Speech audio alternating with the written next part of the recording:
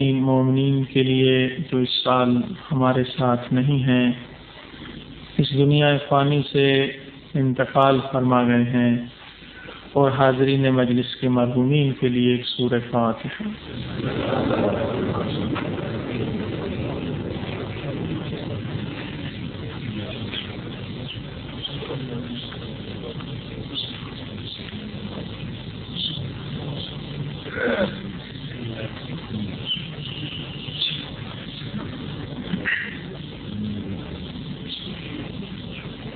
صلوات محمد وآلہ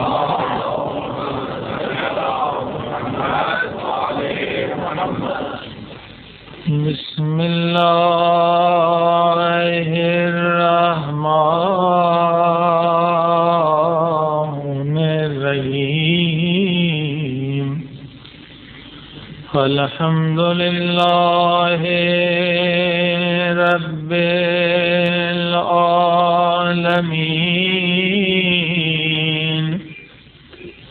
الحمد للہ کما هو اہلہ والصلاة والسلام علی سید المرسلین وخاتم النبیین ابی القاسم محمد وآلہ الطیبین الطاہرین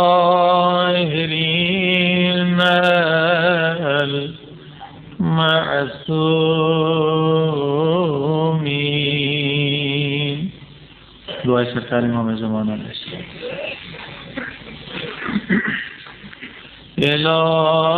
الہی عظم البلاء وبرح الخفاء والكشف الغطاء والغزى الرجاء وضاقت الأرض ومنعت السماء وأنت المستعان وإليك المشتكى وعليك المؤول في شدة والرخاء اللهم صل على محمد وآل محمد أولي الأمر الذين فرضت علينا طاعتهم وعرفتنا بذلك منزلتهم ففرج عنا بحقهم فرجا عاجلا قريبا كلمح البصر أو هو أقرب يا محمد يا علي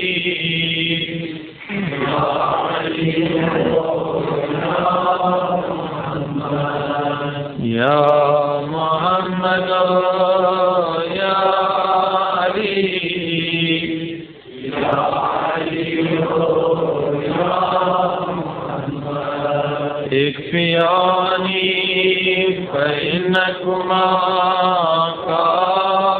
كافيان وانصراني فإنكما ناصران یا مولانا یا صاحب الزمان الغوث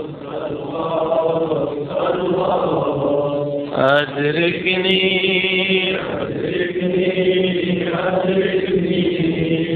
الصلاة الأجل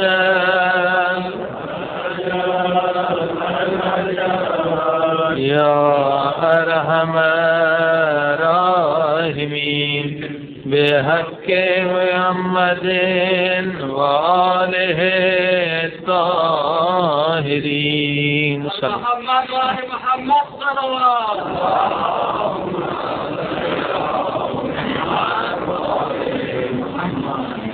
أما بعد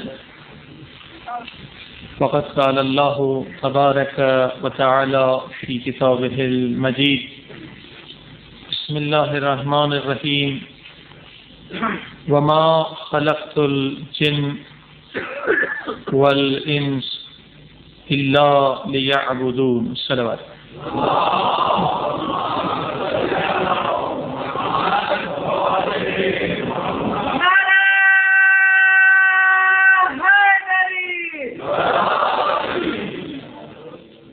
معزز سامعین،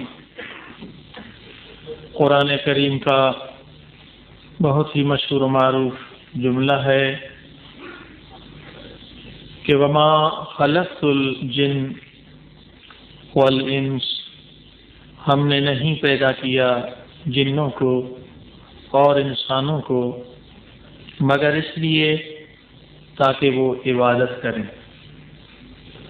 اس آیہ کریمہ میں پروردگار ہمیں خلق ہونے کے مقصد سے آگاہ کر رہا ہے کہ اے انسانوں، میں نے تمہیں کیوں خلق کیا، یہ زمین اور آسمان کیوں خلق کیے گئے ہیں، یہ حیوانات، پرندے، دریا، سمندر، ہزارہا بے شمار اقسام جو مخلوقات کے نظر آ رہے ہیں، یہ پروردگار نے کیوں خلق کیے ہیں؟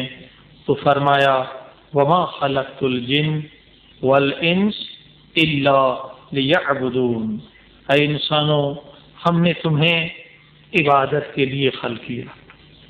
اب سوال یہ پیدا ہوتا ہے کہ عبادت کا فلسفہ کیا ہے،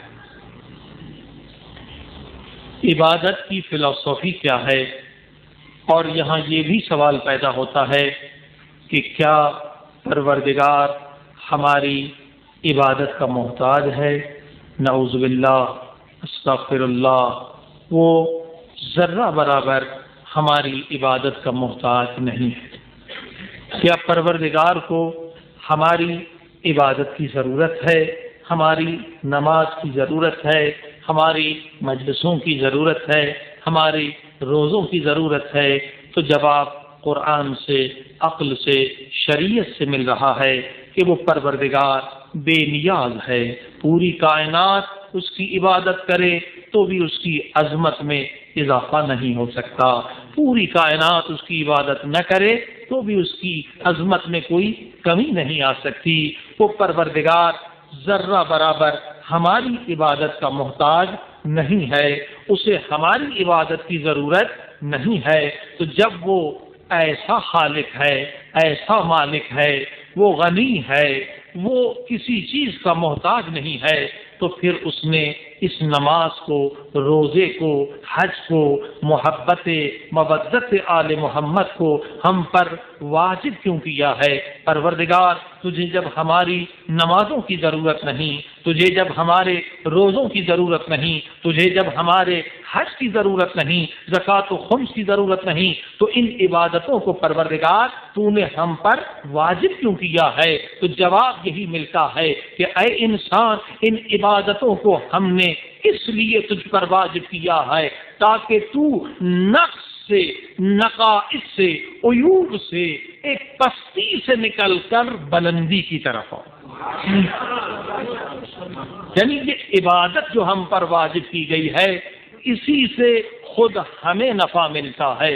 ہماری عبادت سے ہمیں کمال ملتا ہے، ہماری عبادت سے ہمیں عروج ملتا ہے۔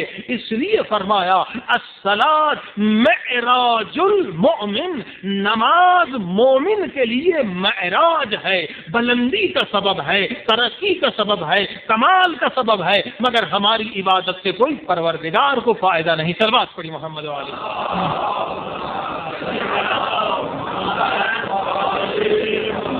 لہذا آج مختصراً یہ عرض کیا گیا کہ عبادت سے ہمیں ہی فائدہ ملتا ہے، ہمیں ہی کمال ملتا ہے، اور آئندہ مجالس میں یہ ثابت کیا جائے گا علم کے ذریعے سے، سائنس کے ذریعے سے، عقلی دلائل کے ذریعے سے، قرآن کے ذریعے سے، احادیث کے ذریعے سے کہ ان عبادتوں کے ذریعے سے ہمیں کیسے کمال ملتا ہے، ان عبادتوں کے ذریعے سے ہمیں کیسے ترقی ملتی ہے، ان عبادتوں کے ذریعے سے کیسے ہمارے مسائل حل ہوتے ہیں، کیسی ہماری مشکلات ختم ہو جاتی ہیں۔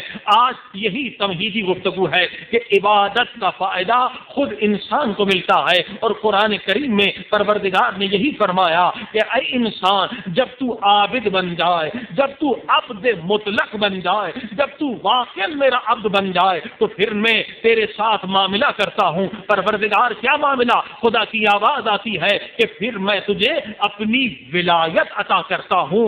ولایت کا ترجمہ حکومت ہے، ولایت الہی حکومت کا نام ہے کہ اے انسان، اگر واقعا تو میرا عابد بن جائے، واقعا تو عبد بن جائے تو میں تجھے اپنی ولایت عطا کروں گا، یعنی حکومت عطا کروں گا۔ وہ ایسی حکومت نہیں ہوگی جو 60-70 سال کے بعد ختم ہو جائے، بلکہ وہ ایسی حکومت ہوگی کہ تیرا یہاں پر بھی حکم چلے گا تو قیامت میں بھی حکم چلے گا، تو جنت میں بھی حکم چلے گا، یہاں تک کہ نورانی فرشتے تیرے غلام بن جائیں۔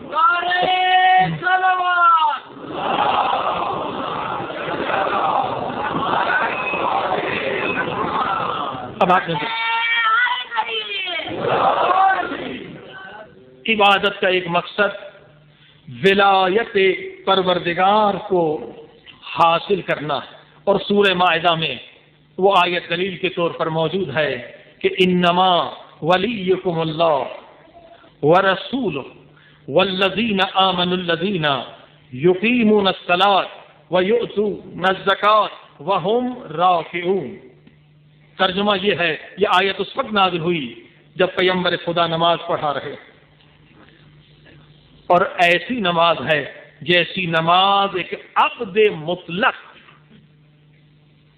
یعنی وہ عبد جو کمال تک پہنچ چکا، وہ اللہ کا بندہ جو مقصد عبادت کو حاصل کر چکا ہے، ایسا عابد، اور اسی ایسے عابد کے پیچھے ایک اور عابد بھی ہے جس کا نام علی ہے۔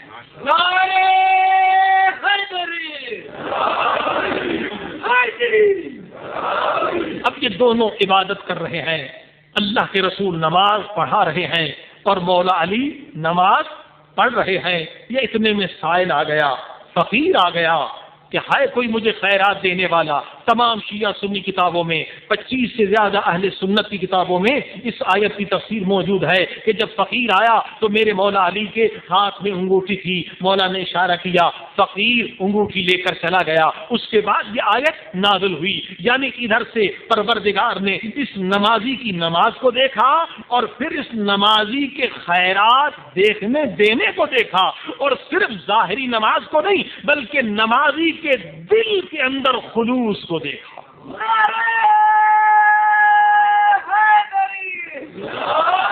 یہ نمازی کس خلوص کے ساتھ نماز پڑھ رہا ہے اور کس خلوص کے ساتھ زکات دے رہا ہے، بس اسی خلوص کے بعد یہ آیت نازل ہو رہی ہے۔ اب پروردگار ولایت کا اعلان کر رہا ہے کہ انما ولیکم اللہ، ایک میں اللہ ولی ہوں، والرسول، اور میرے بعد میرا رسول ولی ہے جو نماز پڑھا رہا ہے، والذین آمنوا الذین یقیمون الصلاۃ ویؤتون الزکاۃ وہم راکعون، اور میرے رسول کے بعد وہ علی ولی ہے، اس علی کو میں ولایت دے رہا ہوں جو حالت رکوع میں زکات دے رہے۔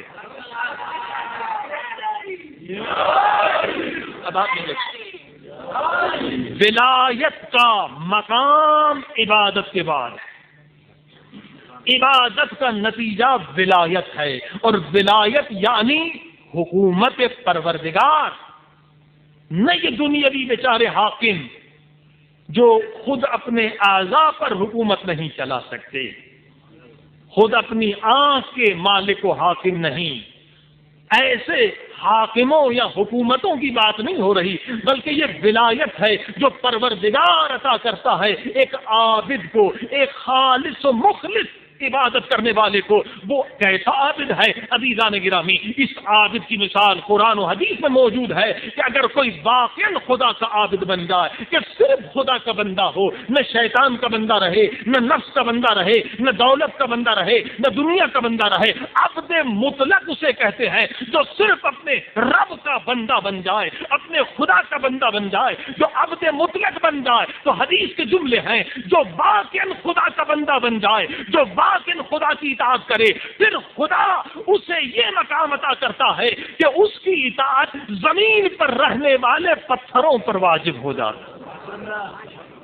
حالانکہ پتھر ہیں، مگر یہ عابد کا مقام ہے کہ اگر چاہے تو پتھر کو حکم دے سکتا ہے، اور زمین پر چلنے والے حیوانات پر اس کا حکم چل سکتا ہے۔ یہ اس کی ولایت ہے، حتیٰ کہ آسمان میں رہنے والے فرشتوں پر اس کا حکم چلتا ہے۔ صلوات پڑھی محمد والے۔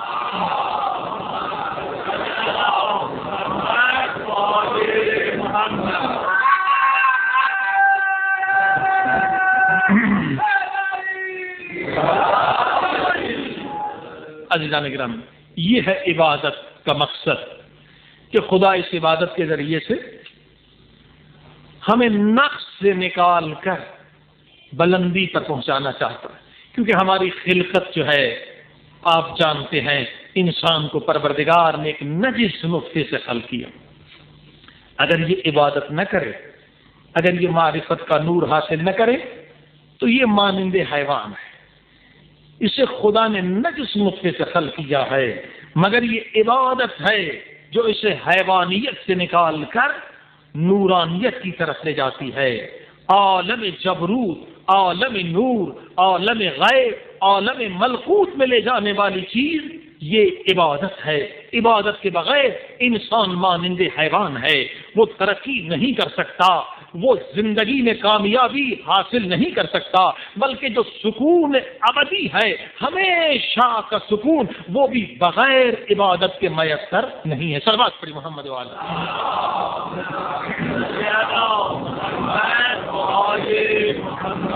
عزیزان گرامی، آج عنوان کے اہمیت کے اعتبار سے کچھ تمہیدی باتیں ہیں، کل سے انشاءاللہ باقاعدہ موضوع کا آغاز کیا جائے گا۔ آج یہی باتیں اہمیت کی حامل ہیں کہ عبادت کا فلسفہ کیا ہے۔ یہ عبادت جو پروردگار نے ہم پر واجب کی ہے، اس کا فائدہ ہمیں ہے، دنیا میں بھی اس کا فائدہ ہے۔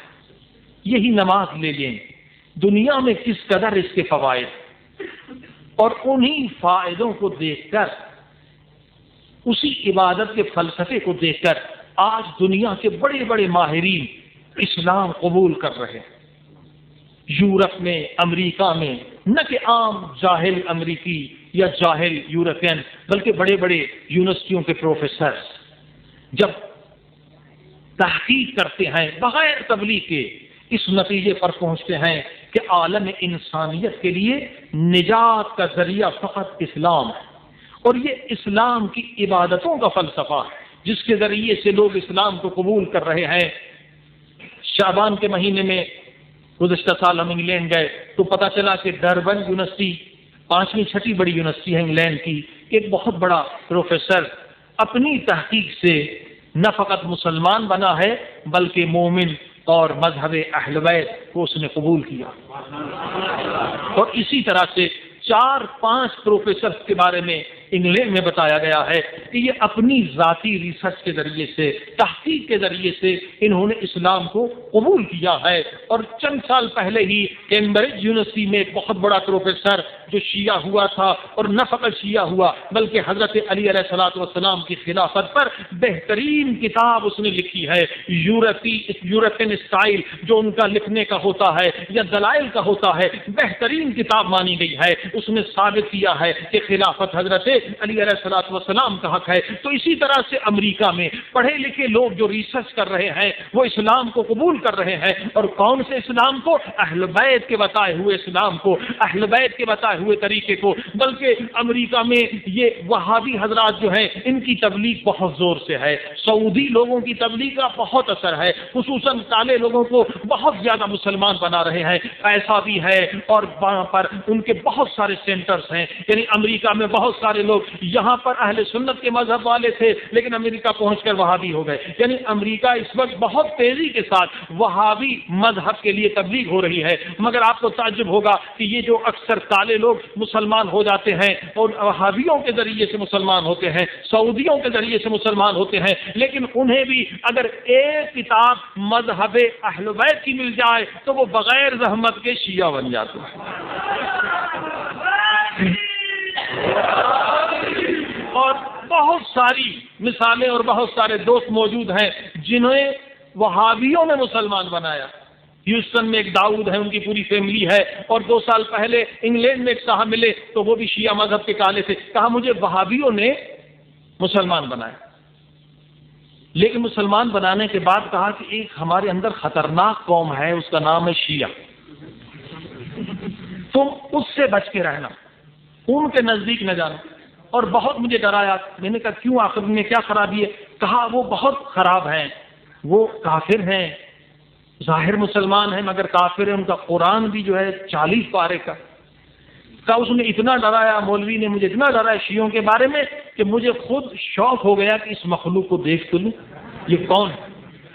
کہہ رہے ان سے ملے نہیں، ان سے بات نہیں کریں، ان کی کتاب نہیں پڑھے۔ کہا میں جستجو میں تھا، کئی دنوں کے بعد ایک مسلمان ملا تو میں نے کہا بھئی آپ کون سے مسلمان؟ کہا میں شیعہ مسلمان۔ کہا اچھی بات ہے، میں بھی مسلمان ہوا ہوں، میں نے شیعوں کے بارے میں بہت سنا ہے، آپ اتنی مہربانی کریں اپنا قرآن مجید مجھے دکھائیں۔ اس نے قرآن دکھایا، جب میں نے قرآن دیکھا تو وہی قرآن جو ہمارے پاس قرآن، اس میں بھی 30 پارے تھے، اس میں بھی 30 پارے۔ تو میں نے اس شیعہ سے کہا کہ اگر آپ کی اجازت ہو تو یہ مثلا ایران سے چھپا ہوا قرآن ہے، شیعہ ترجمہ ہے، آپ اجازت دیں تو میں اپنے مولانا کو دکھاؤں جنہوں نے مجھے مسلمان بنایا، کیونکہ اس نے کہا کہ شیعہ کے پاس جو قرآن ہے وہ دوسرا۔ تو ٹھیک ہے، تو اب وہی قرآن لے کر میں اس مولانا کے ہاں، استاد کے ہاں چلا گیا وہابی کے ہاں کہ بھائی آپ نے تو کہا تھا کہ شیعوں کے ہاں جو ہے 40 قرآن ہے، 40 پارے والا، یہ تو قرآن وہی ہے جو ہمارا قرآن۔ کہا جب اس نے یہ سنا تو وہ بہت مجھ سے غصے میں آ گیا، کہنے لگا ہم نے منع کیا تھا کہ شیعوں سے ملنا ہی غلط ہے۔ اب ظاہر ہے کہ امریکہ یورپ میں رہنے والے لوگ براڈ مائنڈڈ ہوتے ہیں، اتنا تعصب ان کے ہاں نہیں ہوتا، وہ دلیل کی بات سنتے ہیں۔ کہا بھائی آپ نے پہلی بات جو کہی تھی وہ غلط ہو گئی، آپ نے کہا کہ شیعوں کا قرآن جو ہے 40 پارے والا ہے، ان کا قرآن تو وہی ہے جو ہمارا قرآن ہے، لہذا مجھے شک ہے کہ آپ نے جو اور باتیں بتائی ہیں شاید وہ بھی غلط ہو۔ صلوات پڑھی محمد وعلیہ۔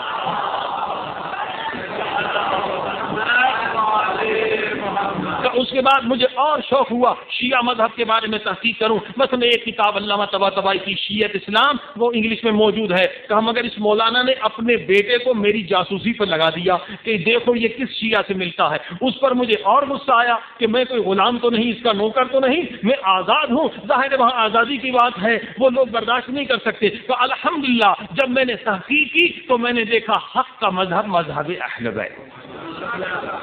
لہذا عزیزان گرامی، واقعی یہ اسلام کی عظمت ہے، مذہب اہل بیت کی عظمت ہے کہ ہم کوئی کوشش نہیں کرتے بلکہ خود بخود بڑے بڑے لوگ پروفیسرز ہیں، ماہر ہیں، وہ خود بخود اسلام کو قبول کر رہے ہیں۔ اور اسلام میں کیا چیز ہے؟ وہ اسلام کی عبادت کے فلسفے کو سمجھنا ہے۔ اگر فلسفے کو نہ سمجھا جائے، صرف ظاہر چیزوں کو دیکھا جائے تو اسلام کی عظمت کا پتہ نہیں چلے گا، بلکہ اسلام کے ایک ایک حکم میں جو ہے وہ حکمتیں ہیں۔ اگر نماز واجب ہے تو اس میں حکمتیں ہیں، اس میں فوائد ہے۔ اگر روزہ واجب ہے اس میں حکمتیں ہیں، انسانیت کے لیے نفع ہے، 1000 بیماریوں کا علاج ہے۔ اسی طرح سے تمام عبادتیں۔ صلوات پڑھی محمد وعلیہ۔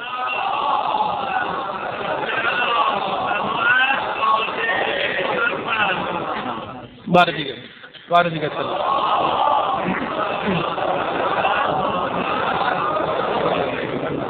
لیکن اسلام کے بعد ایک درجہ ایمان کا ہے، اسلام سے درجہ بلند ہے۔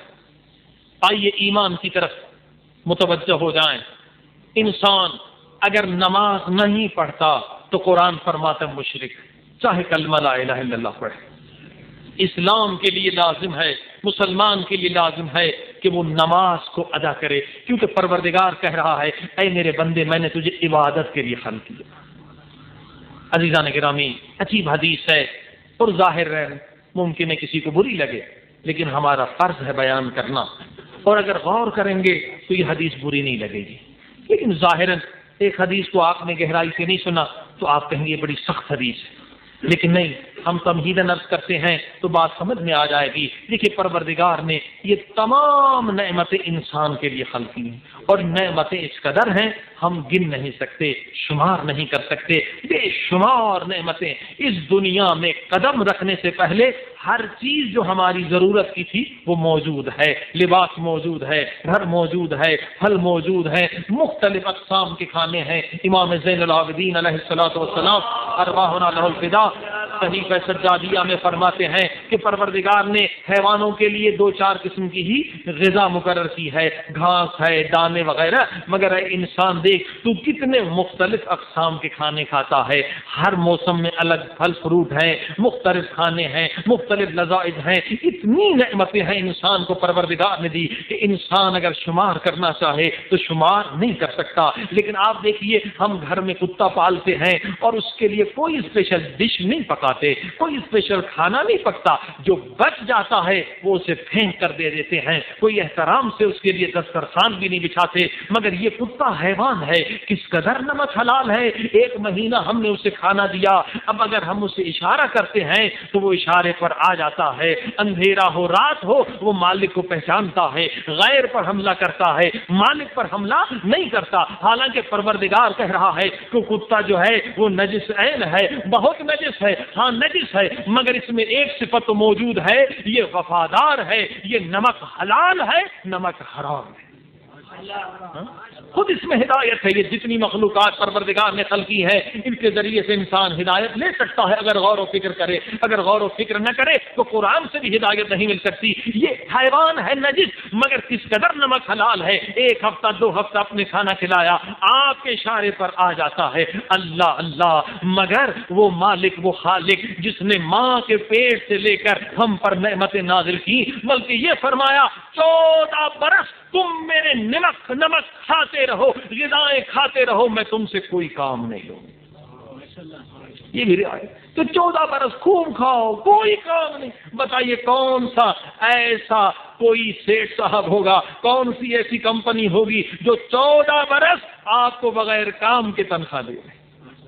مگر یہ پروردگار کا نظام ہے کہ 14 برس لڑکا 9 برس لڑکی یہ کھاتے رہے میری نعمتیں، دنیا میں رہتے رہے، مگر ان پر کوئی چیز واجب نہیں ہے۔ ہاں ٹریننگ دیتے رہے ماں باپ 6-7 برس سے تاکہ عادت ہو جائے، روزے کی عادت ہو جائے، مگر واجب نہیں ہے۔ 14 برس تک کھاتے رہو میری نعمتیں، 9 برس تک ساری نعمتیں مفت میں ہے، کوئی کام تم سے نہیں لینا۔ لیکن جب تم 14 برس بن جاؤ، اب 14 برس کے بعد نمک حلال بنو، اب میری اطاعت کرو۔ اب اگر مالک تمہیں بلا رہا ہے، یہ مؤذن جو ہے نمائندہ ہے، اللہ کے رسول کی طرف سے آواز دے رہا ہے حیا علی الصلاۃ، وہ خدا جس نے ماں کے پیٹ سے لے کر آج تک تجھے رزق عطا کیا ہے اس کی طرف سے آواز دے رہا ہوں، آ جا، وہ تجھے بلا رہا ہے، آ جا۔ اور اس بلانے میں خود تیری عظمت ہے، خود تیرا فائدہ ہے، خود تجھے کمال ملے گا، خود تیری بیماریاں دور ہوں گی عزیزان گرامی۔ لیکن اگر بندہ نہ آئے تو اب خود فیصلہ کرے کہ اللہ اللہ،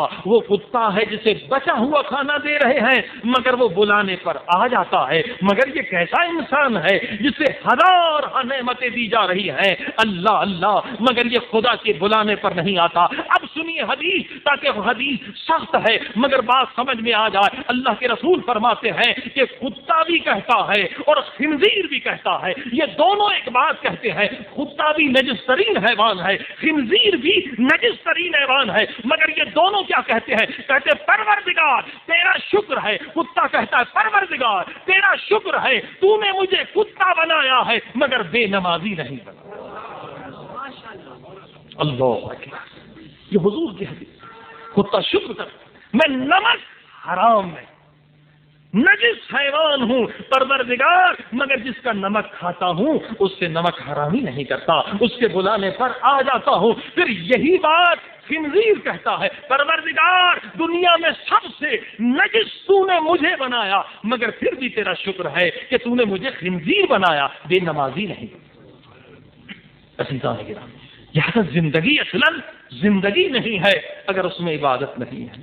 انسان کا مقام، انسان کی عزت، انسان کی عظمت، انسان کی شرافت اس کی عبادت سے ظاہر ہوتی ہے۔ لہذا عزیزان گرامی یہ تو اسلام کا مقام ہے، مگر ایک اور بلند مقام کی طرف آئیے، اللہ اللہ، مومن کا مقام اس سے زیادہ بلند ہے۔ اسی لیے امام علی علیہ الصلوۃ والسلام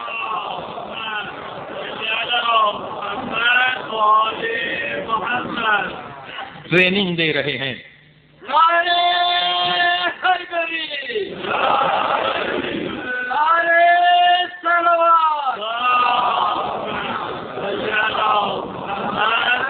مولا علی کیا ٹریننگ دے رہے ہیں؟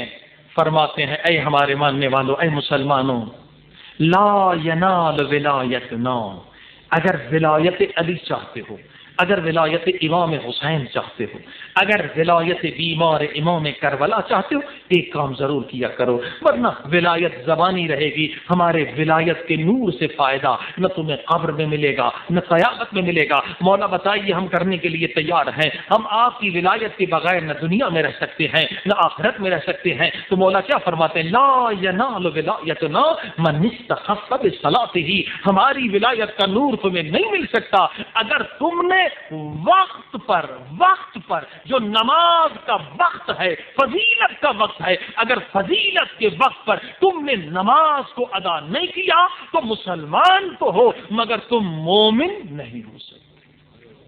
نمازی ہو تم، جو بے نمازی ہے ابھی آپ نے سنا وہ مشرک ہے، کتے سے بدتر ہے، خنزیر سے بدتر ہے، حدیث کے الفاظ ہیں، قرآن کے الفاظ ہیں۔ لیکن عزیزان گرامی مولا فرماتے مومن کا مقام اس سے بلند ہے۔ مومن وہ ہے جو نماز فقط پڑھتا نہیں بلکہ فضیلت کے وقت پر پڑھتا، جو عین فضیلت کا وقت ہے، مولا فرماتے اس پر پڑھا کرو تاکہ ہماری ولایت کا نور ملے۔ اور صرف کہا نہیں، عمل سے بتایا۔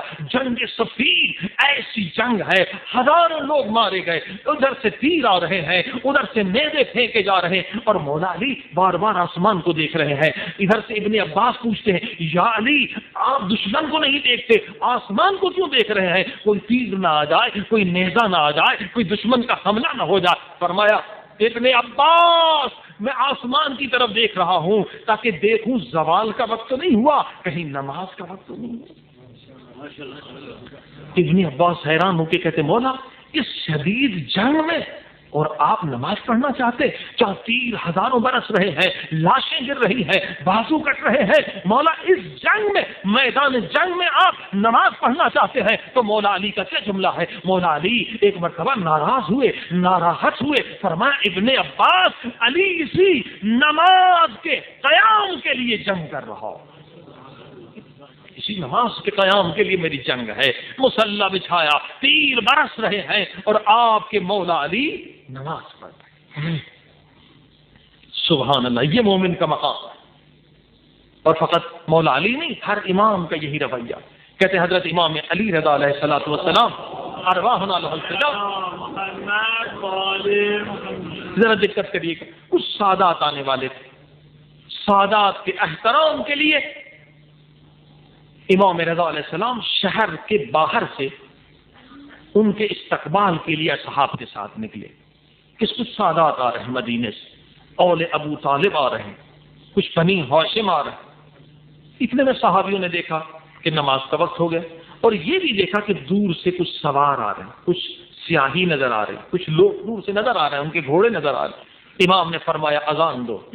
مؤذن نے کہا مولا آپ تھوڑا سا انتظار کر لیں تاکہ وہ لوگ بھی شریک ہو جائیں، نماز جماعت میں وہ سادات بھی شریک ہو جائیں، ان کی سواریاں نظر آ رہی ہیں، ان کے گھوڑے نظر آ رہے ہیں۔ امام نے فرمایا انہیں آنے دو، مگر ان کی وجہ سے نماز کے فضیلت کے وقت کو برباد نہ کرو۔ امام کی سیرت، وہیں امام نے نماز ادا کی۔ چلیے یہ آنے کی بات بعض کے لیے شاید اتنی اہم نہ ہو، مامون رشید نے خراسان میں مناظرہ کرایا، اور عجیب مناظرہ تاریخ میں ہے، عجیب و غریب، کئی گھنٹے یہ مناظرہ چلتا رہا۔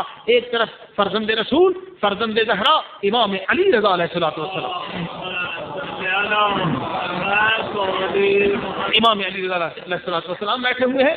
اب یہودی بھی موجود ہیں, عیسائی بھی موجود ہیں, ہر مذہب کے لوگ, آتش پرست بھی موجود ہیں, جتنے مذاہب ہیں ان کے علماء کو بلایا گیا اور وہی اعلان ہوا جو میرے مولا علی علیہ السلام ممبر سے کرتے تھے کہ سلونی سلونی, پوچھو پوچھو جو کچھ پوچھنا ہے. ایک مرتبہ یہودی عالم اٹھتا ہے اور سوالات کرتا ہے, اسلام پر اعتراض کرتا ہے, اور میرے مولا علی انہی کی کتاب سے انہیں جواب دیتے ہیں, تورات سے جواب دیتے ہیں. وہ شکست کو تسلیم کرتا ہے. پھر عیسائی عالم اٹھتا ہے اور اسلام پر اعتراضات کرتا ہے, اور میرے مولا امام علی رضا انہیں ہی کی کتابوں سے, انجیل سے جواب دیتے ہیں. وہ شکست کھاتا ہے, بیٹھ جاتا ہے. سارے مذاہب کے علماء نے شکست کھائی, مگر اس زمانے میں عرب کا ایک بہت بڑا مشہور مناظر تھا جو دہریہ تھا. ایک مرتبہ وہ اٹھا اور اٹھ کر کہنے لگا, اے فرزند رسول, میں نے شام میں مناظرے کیے ہیں, میں نے یمن میں مناظرے کیے ہیں, میں نے مدینے میں مناظرے کیے, کوئی عرب میں مجھ سے مناظرے میں جیت نہیں سکا ہے.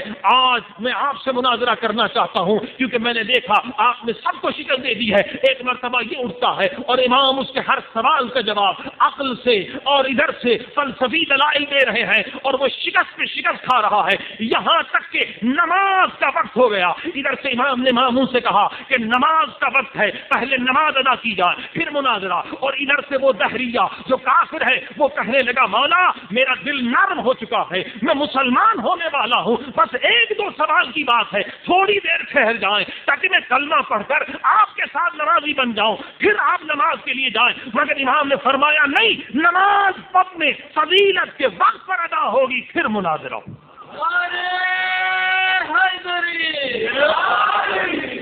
اس سے اندازہ لگائیے کہ فضیلت کے وقت پر نماز کے ادا کرنے کا ثواب کیا ہے.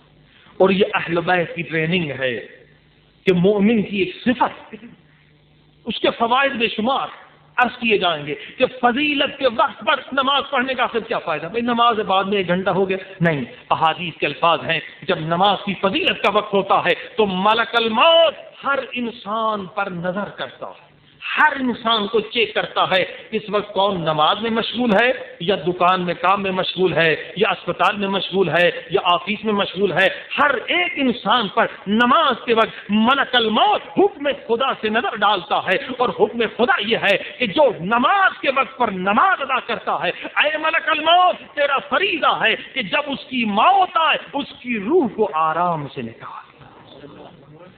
صرف آرام سے نہ نکالنا بلکہ اس کی مدد کرنا. اگر کلمہ پڑھتے ہوئے تکلیف ہو رہی ہے, شہادت دیتے ہوئے تکلیف ہو رہی ہے, اے ملک الموت تیرا فریضہ ہے جو فضیلت کے وقت پر نماز پڑھتا ہے تو اس کا مددگار بن جانا. جب اس کی روح نکلے, اس سے کلمہ پڑھنے میں تکلیف ہو رہی ہے تو اسے کلمہ سکھانا, شہادت میں اس کی مدد کرنا. عزیزان گرامی, اس کے علاوہ بے شمار فوائد ہیں. اسی کی وجہ سے اہل بیت کی تاکید ہے کہ ہاں نمازی تو سب مسلمان ہیں, مگر مومن کی یہ خاص نشانی ہے کہ چاہے کہیں پر بھی ہو, دریا میں ہو, سمندر میں ہو, سفر میں ہو, گاڑی چلا رہا ہو, جہاز میں ہو, اٹھ بیٹھ نہیں سکتا, اشارے سے بھی فضیلت کے وقت میں نماز پڑھ لے, پھر اپنی جگہ پر پہنچ کر پوری نماز مکمل ادا کرے. لہذا فضیلت کے وقت پر نماز پڑھنے کا مقام بہت بلند ہے, اور نہ پڑھنے کی سزا حضرت امام جعفر صادق علیہ السلام سے جب اس آیت کی تفسیر پوچھی گئی, فویل للمصلین, جہنم ہے نمازیوں کے لیے.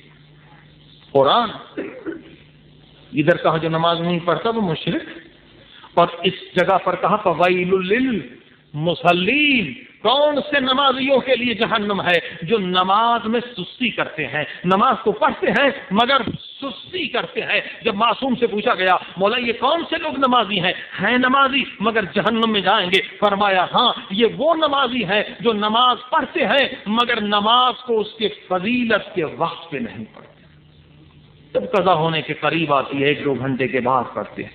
فرمایا انہیں بھی جہنم کی آگ کا مزہ چکھنا ہوگا, چہ جائے کہ تھوڑی دیر کے لیے ہی صحیح. فویل للمصلین, ان نمازیوں کے لیے جہنم ہے جو نماز میں سستی کرتے ہیں. عزیزان گرامی, انشاءاللہ آگے جب عبادت کے فلسفے کو سنیں گے تو پتہ چلے گا کہ یہ عبادت کس قدر لذیذ. اگر پردے جہالت کے ہٹ جائیں, اگر پردے گناہ کے ہٹ جائیں تو یاد رکھیے عبادت سے بڑھ کر کوئی کام لذیذ نہیں ہے۔ اللہ کے رسول جب تھک جاتے تھے تو کہتے تھے بلال اذان دو تاکہ میری تھکاوٹ دور ہو جائے۔ ہم کہتے ہیں بھئی تھک گئے ہیں لہذا اب نماز نہیں 1 گھنٹے کے بعد پڑھیں گے، کیونکہ ہم حجاب اور پردوں اور گناہوں کی وجہ سے نماز کی ان لذتوں سے محروم ہے۔ بلکہ اللہ کے رسول جب تھک جاتے ہیں تو فرماتے اے بلال اذان دو تاکہ میں راحت حاصل کروں، اذان دو تاکہ میری تھکاوٹ دور ہو جائے، اذان دو تاکہ نورانی لذتیں حاصل کروں۔ صلوات پڑھی محمد والے۔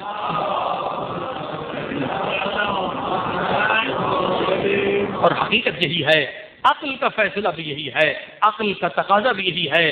عقل ہماری کیا کہتی ہے کہ فانی لذتیں جو ختم ہو جائیں، اے انسان تو ان کو تو ادا کرتا ہے، فانی لذتوں کو کس قدر انسان عاشق ہے۔ حالانکہ یہ لذتیں بس وہ تبھی تک ہیں جب تک بدن ہے، کھانے کی لذت، پینے کی لذت، نکاح کی لذت، یہ ساری دنیاوی لذتیں تب تک ہیں جب تک اس بدن کے اندر روح باقی ہے۔ روح نکلنے کے بعد نہ کھانے کی لذت ہے، نہ پینے کی لذت ہے، نہ نکاح کی لذت ہے، نہ حکومت کی لذت ہے، نہ شہرت کی لذت ہے، یہ تمام لذات فانی ہے۔ اے انسان جب تو ان فانی لذات کا عاشق بنتا ہے، حالانکہ عقل کا تقاضا یہ ہے کہ ان لذتوں کو حاصل کر جن میں فنا نہیں ہے، جو کبھی تجھ سے جدا نہیں ہے، بلکہ لذت حقیقی وہ ہے جو ہمیشہ انسان کے ساتھ ہو۔ ضرورت پڑی محمد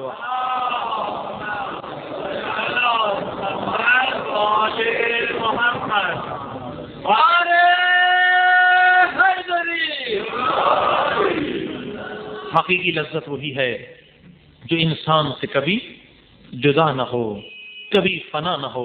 اور انشاءاللہ جب اہل بیت کی تفاسیر کو سنیں گے، احادیث کو سنیں گے، قرآن کی آیتوں کو سنیں گے تو پتہ چلے گا کہ عبادت کس قدر لذیذ ہے، کس قدر اس میں فوائد ہیں، دنیا اور آخرت کے فوائد۔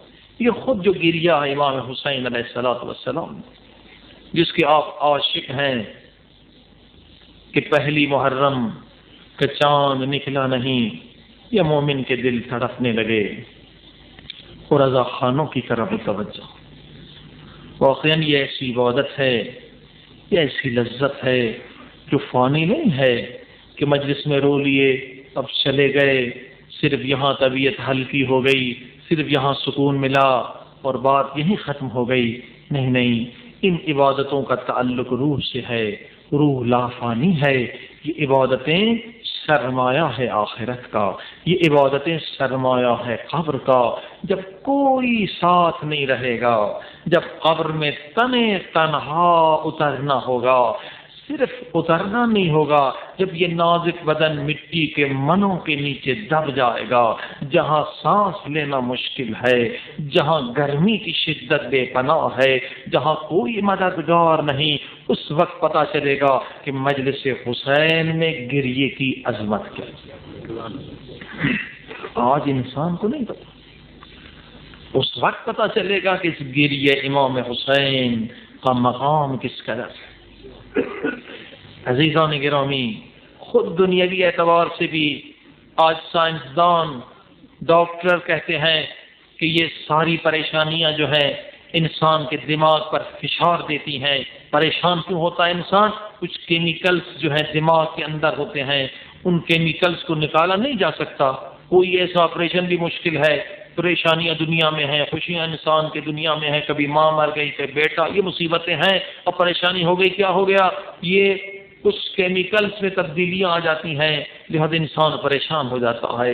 اگر ٹیبلیٹس کھا لے تو اس کے اور سائیڈ ایفیکٹس ہوتے ہیں، وقتی طور پر نشے کے طور پر وہ انسان چیزیں بھول جاتا ہے، پھر پریشانیوں سے کیمیکل چینجز آتے ہیں۔ اور سائنسدان یہ بڑے بڑے ڈاکٹر اپنی کتابوں میں پہلے بھی بیان کیا تھا، لکھتے ہیں اس کا ایک علاج ہے۔ اس کا کیا علاج ہے؟ کہ یہ جو گندے عناصر یا یہ خرابیاں جو دماغ کے اندر کیمیکل پھنس جاتے ہیں، اگر انسان گریہ کرے تو آنسوؤں کے ذریعے سے نکل جاتے ہیں۔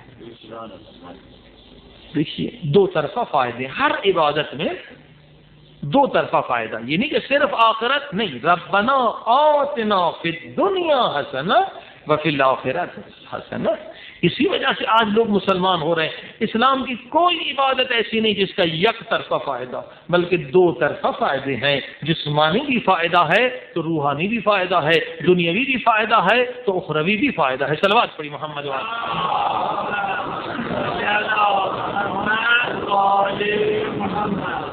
اور یہ آنسو جو ہم بہاتے ہیں یہ ایثار کے آنسو، ایثار، قربانی اسلام کی سب سے بڑی عظمت یہی ہے کہ اسلام نے انسان کو ایثار کا درس دیا، قربانی کا درس دیا۔ ایک وقت انسان اپنے لیے روتا، بیٹے کے لیے روتا، وہ ہر ایک روتا، لیکن ایک وقت نہیں، کسی انسان مظلوم کے لیے آنسو بہا، اور ایک معمولی مظلوم نہیں بلکہ کائنات کا سب سے بڑا مظلوم، سب سے بڑا مظلوم کائنات کا، سب سے عظیم تر انسان جس نے قربانیاں دی اسلام کے لیے۔ عزیزان گرامی، یہ آنسو عظمت رکھتے ہیں، اس میں خلوص ہے۔ ان آنسوؤں میں آپ جب بہاتے ہیں کوئی لالچ نہیں ہے، اور آپ دیکھیے پروردگار اسی عمل کو عظمت دیتا ہے جس میں خلوص ہوتے ہیں۔ جب امام حسین کے آنسوؤں میں روتے ہیں، آنسو بہاتے کس قدر خلوص ہے، اسی لیے حدیث میں ہے قیامت کے دن ہر عبادت کا وزن ہوتا ہے، اس کا اتنا ثواب، مگر دو چیزیں ایسی ہیں جس کا وزن نہیں ہو سکتا۔ ایک وہ آنسو ہے جو حسین کے غم میں بہتے ہیں یا خوف خدا میں بہتے ہیں، ان کا وزن کوئی فرشتہ نہیں کر سکتا۔ اور دوسرا وہ خون ہے جو شہید کے جسم سے اللہ کی راہ میں بہتا ہو، اس کا وزن فرشتے نہیں کر سکتے، کیونکہ یہاں خلوص سے شہید اپنی جان دے رہا ہے، فداکاری ہے۔ اور یہ آنسو بھی ہے، خلوص کے آنسو ہیں کہ اپنے لیے نہیں رو رہے ہیں آپ، بلکہ حسین علیہ الصلوۃ والسلام کے لیے رو رہے ہیں۔ کوئی بیٹا نہیں مرا ہے کہ اس کے لیے رو رہے ہیں، نہیں، حسین کے جوان علی اکبر کے لیے رو رہے ہیں۔ اپنے لیے تو کافر بھی روتا، اپنے بیٹے کے لیے کافر بھی روتا نہیں، امام حسین کے فرزند کے لیے آنسو بہا رہے ہیں۔ اور وہ اس قدر کریم ہے، اس قدر کریم گھرانہ ہے، اللہ اللہ اہل بیت میں ایک ذرہ برابر بھی کسی کا احسان ہو تو ایسا نہیں ہے کہ اس کا بدلہ نہ دیا ہو، 1000 گنا زیادہ دنیا میں بھی جزا ملتی ہے اور آخرت میں بھی، اور خدا کی طرف سے۔ لہذا ان آنسوؤں میں اور بھی اخلاقی درس ہیں۔ جب روتے ہیں کیوں روتے ہیں؟ شمر کے ظلم کو دیکھ کر روتے ہیں اور حسین کی مظلومیت کو دیکھ کے روتے ہیں، یعنی انہی آنسوؤں میں ایک درس ملتا ہے کہ کبھی وہ عمل نہ کرنا جو شمر نے کیا تھا۔ دیکھیے کتنے دروس مل رہے ہیں ان عزاداری میں، انسانیت کا مکمل درس۔ جہاں حرملہ کا ظلم دیکھا جا رہا ہے تو وہاں یہ بھی تو درس مل رہا ہے کہ کبھی کسی معصوم بچے سے تیر نہ چلا، یہ حرملہ کا کام ہے۔ کبھی کسی 4 برس کی بچی پہ ہاتھ نہ اٹھانا، یہ کربلا کا درس۔ کبھی کسی بیمار کو تعزیہ میں نہ لگانا، انسانیت کا درس اس مجلس سے ملتا۔ کبھی کسی بیوہ کا دل نہ دکھانا، یہ سارے دروس ان مجلسوں سے ملتے ہیں۔ نہ آپ دیکھیے جن کے پاس کربلا نہیں وہ مانند حیوان دوسروں پر ظلم کرتے ہیں، مگر یہ حسین کے عزادار ہیں جنہیں بچپن سے یہ درس مل رہا ہے، کبھی کسی قیدی کا دل نہ دکھانا، کبھی کسی مظلوم کا دل نہ دکھانا، کبھی اس بچے کا دل نہ دکھانا جس کا باپ بھی مارا گیا، چچا بھی مارا گیا، بھائی بھی مارا گیا۔ اس ایک حسین کی مجلس سے کیا کچھ نہیں ملتا، دنیا آخرت کی روحانی دنیاوی نعمتیں، دروس، اسلام، مکمل اسلام کا درس ملتا۔ اگر غور کریں اور یہ پروردگار کی بارگاہ میں چلے، پروردگار تیرا لطف عظیم ہے کہ تو نے محرم تک ہمیں زندگی دی، کتنے بیچارے لوگ ہیں محرم سے پہلے چلے، آپ کو پتا ہے جو بھی حسین کے غم میں رونے والے اگر قبر میں بھی ہوں گے ان کا دل یہاں ہوگا کہ کاش آج زندہ ہوتے، حسین کے غم میں آنسو بہاتے، فرش عذاب بچھاتے، عزاداری کرتے۔ یہ 10 دن نجات کے دن ہیں، حر بننے کے دن ہیں، اپنے گناہوں کی بخشش کا بہترین موقع ہے۔ حسین کے صدقے میں خدا نے حر جیسے گنہگار کو بخش دیا۔ کوئی کتنا گنہگار کیوں نہ ہو، مجلس حسین میں خلوص سے آ کے روئے، اور جب آنسو بہیں اس وقت فریاد کرے پروردگار مجھے نہ دے، جس حسین کی مجلس ہو رہی ہے، جس حسین کے بچے کے مصائب ہو رہے، ان کے صدقے میں مجھے بخشش کا مہینہ، خود کو پاک کرنے کا مہینہ، اور یہ فریاد کریں، خدا کی بارگاہ میں چلیں۔ اللہم صلی علی محمد وآل محمد، اللہم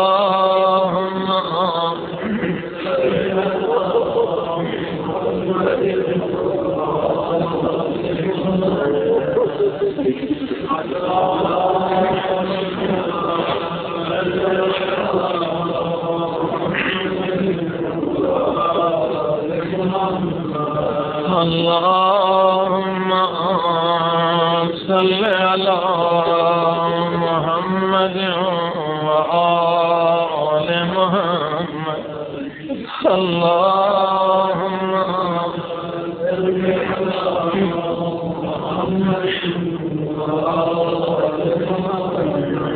یا اللہ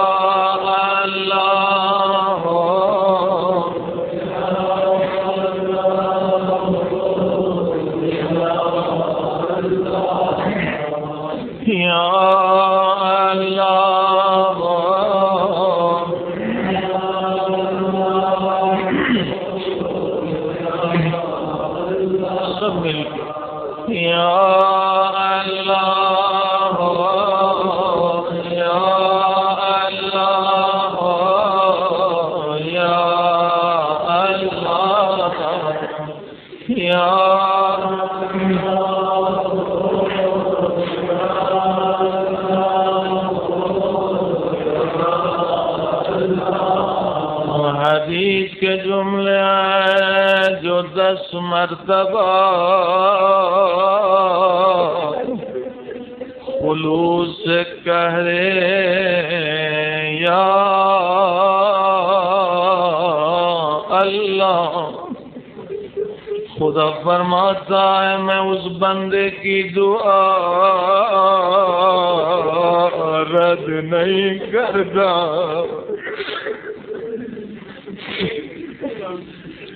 میرے مالک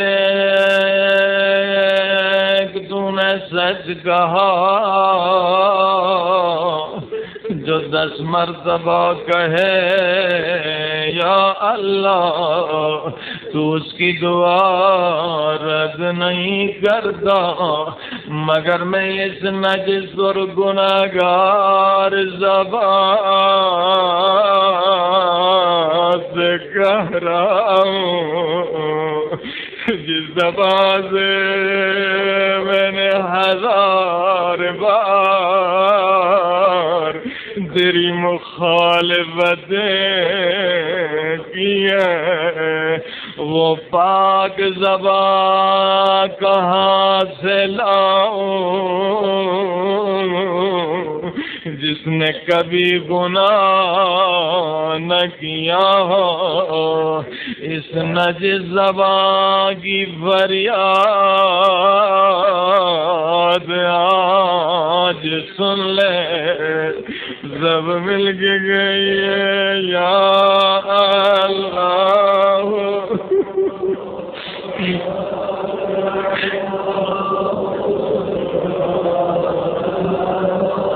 یا اللہ یا اللہ یا اللہ یا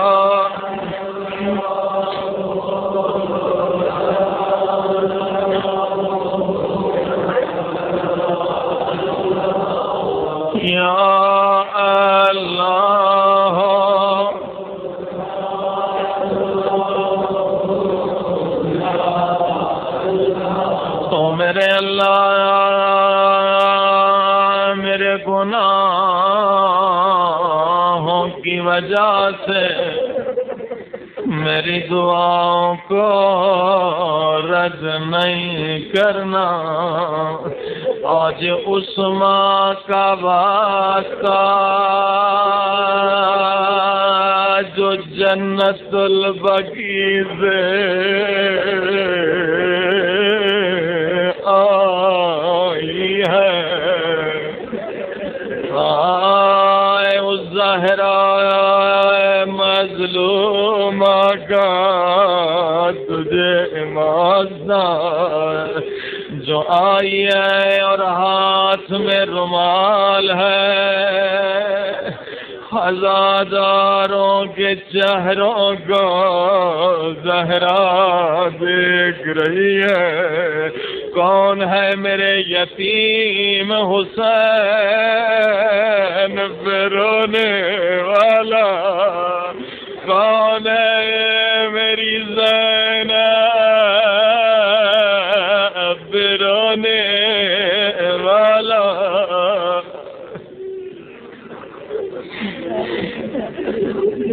عزاداروں آج جناب زہرا تنہا نہیں آئی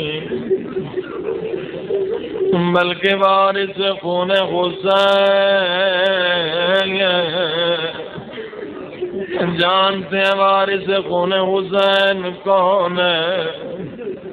یعنی فرزند زہرا امام زمانہ.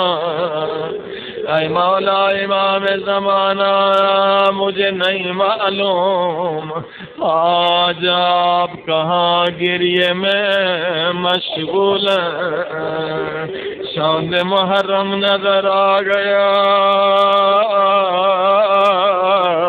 امام زمانہ کا دل تڑپنے لگا. مولا آج زیارت ناہیہ کربلا میں بڑھ رہی ہے. یا نجف میں آئے یا مشہد میں آئے یا خانہ خدا کے قریب ہے. مولا مجھے نہیں معلوم شاید ٹوٹی ہوئی قبر زہرا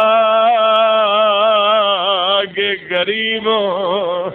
مولا جہاں بھی ہے یہ آپ کے دادا کے عزادار آئے ہیں. مولا پرزہ لیجئے پرزہ دینے والے آئے ہیں. اے امام زمانہ میری جان آپ پہ فدا، میرے ماں باپ پہ فدا.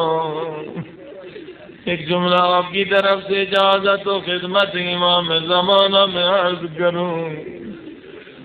اے فرزند زہرا آپ مظلوم ہیں. آپ نے اپنے دادا کے لیے فرض ادا بچھایا ہے، مگر آج دیکھیے پوری دنیا میں لاکھوں کروڑوں لوگ ہیں جو آپ کو آپ کے دادا کا پرسہ دینے کے لیے آئے ہیں. مگر شام غریبہ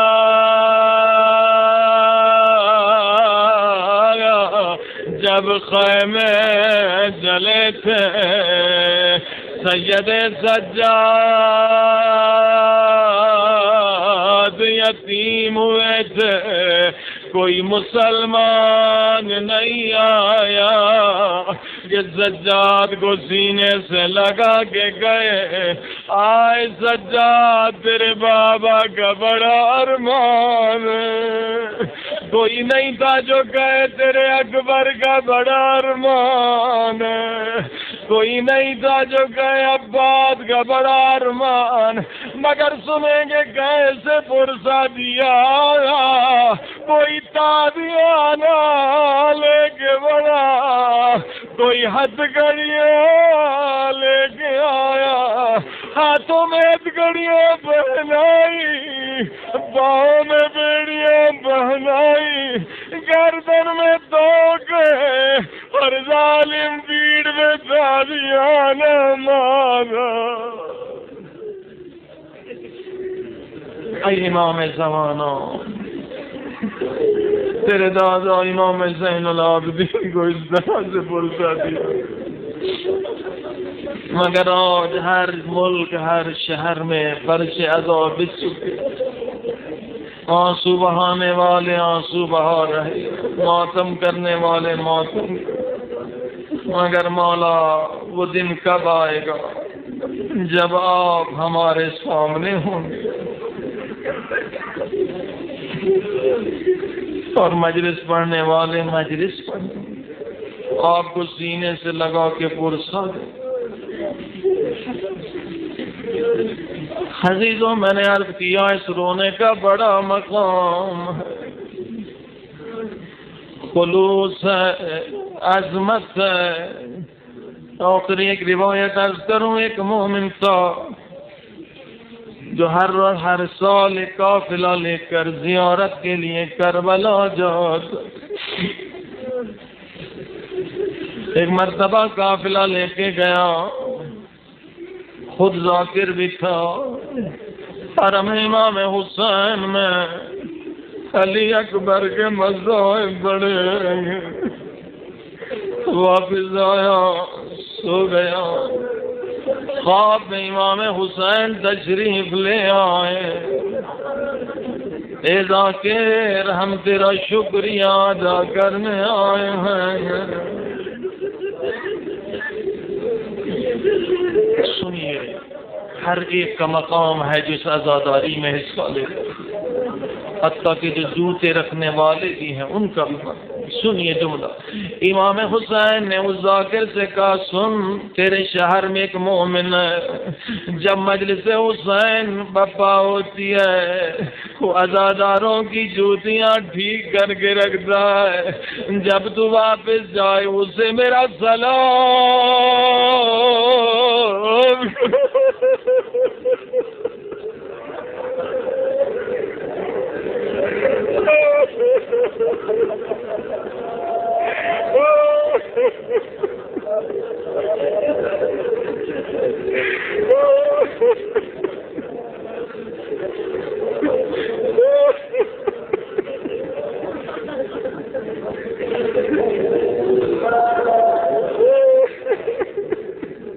ایک حرکت بھی جو آپ حسین کے لیے کرتے ہیں اس کی جزا موجود ہے، حل جزاء الاحسان الا الاحسان، احسان کا بدلہ احسان ہے۔ اس کے بعد امام حسین نے فرمایا اے ذاکر مگر ایک بات تیرے لیے ہے، کبھی شب جمعہ میرے حرم میں علی اکبر کے مصائب نہیں پڑھنا، شب جمعہ۔ سنیں گے کیوں؟ فرمایا اور راتوں میں پڑھنا، مگر کبھی شب جمعہ میرے حرم میں علی اکبر کے مصائب نہیں پڑھنا۔ ذاکر نے کہا مولا کیا میں نے روایت غلط پڑھی؟ فرمایا نہیں۔ فرمایا پھر کیوں منع کر دیں؟ امام حسین نے رو کر فرمایا شب جمعہ میری اماں زہرا کربلا آتی ہے اور مصائب علی اکبر اماں زہرا سے برداشت نہیں ہوتے۔ یا اللہ یا حجت ابن الحسن عجل على ظهور سب مل یا حجت ابن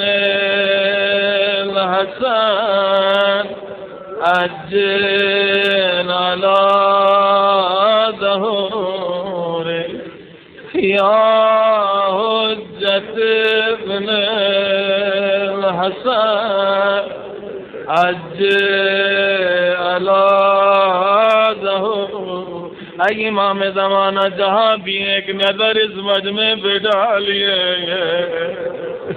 ہاں تاکہ ہماری دعائیں قبول ہوں یا حجت ابن الحسن عجل على ظهور یا حجت ابن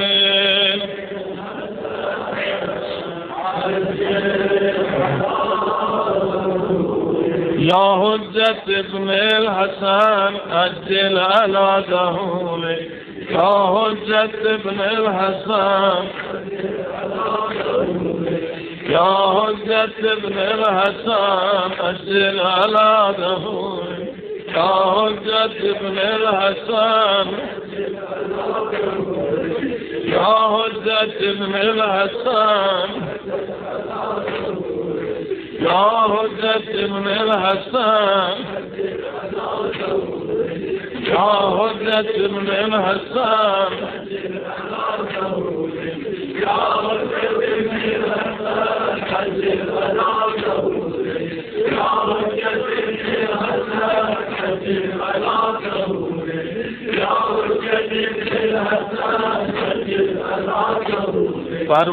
پروردگار بحق امام زمانہ یہ ہماری عبادت قبول فرما پروردگار دنیا بھر کے مومنین کے اندر جو بری صفات ہیں انہیں اور ہمیں تمام بری صفات سے نجات عطا فرما پروردگار دنیا بھر کے مومنین و مومنات کو تمام صفات نورانی عطا فرما ہمیں بھی تمام صفات نورانی عطا فرما پروردگار دنیا بھر کے مومنین و مومنات اور ہمیں اپنی محبت کا نور عطا فرما پروردگار دنیا بھر کے مومنین و مومنات اور ہمارے دلوں سے باطل چیزوں کی محبت نکال دے پروردگار دنیا بھر کے مومنین و مومنات کو اور ہمیں اہل بیت کی محبت کا نور نصیب فرما پروردگار بحق محمد و آل محمد موت نہ دینا جب تک کہ توبہ مکمل نہ کر لیں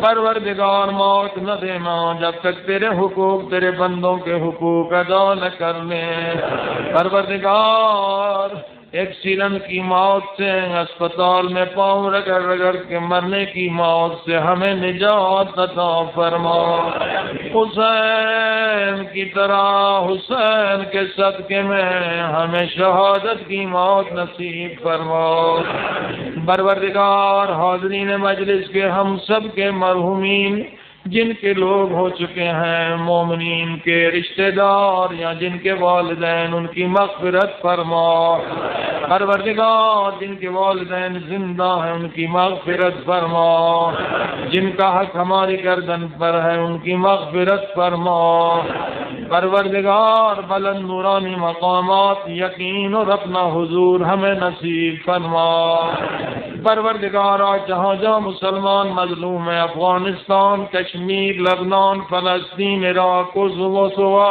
بوسنیا جہاں جہاں مسلمانوں کا بے گناہ قتل عام ہو رہا ہے پروردگار ظالموں کے شر سے مسلمانوں کو محفوظ فرما شیطانی اسرائیلی امریکی طاقتیں جو مسلمانوں کو آپس میں لڑا رہی ہیں انہیں نیست و نابود فرما ظلم و ظالمین کے خاتمے کے لیے امام زمانہ جل اللہ تعالی فرج شریف کا جلد ظہور فرما امام کی زیارت ہم سب کو نصیب فرما امام کے غلاموں میں ہمیں شامل فرما، مریضوں کو پروردگار امراض سے نجات عطا فرما، جو مقروض ہیں ان کے قرض کو معاف فرما، دنیا بھر کے مومنین و مومنات اور ہماری دنیاوی و اخروی مشکلات آسان فرما۔ ایک سورہ فاتحہ تمام مرحومین مومنین و مومنات کے لیے۔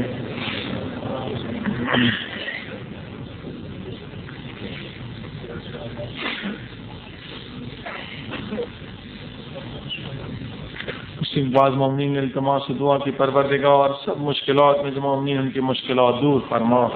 ربنا تقبل منا انک انت السمیع العلیم۔ کل ذرا آپ جلدی سے تشریف لائیں کیونکہ آپ لوگوں کی خوش نصیبی ہے کہ ہمارے قم سے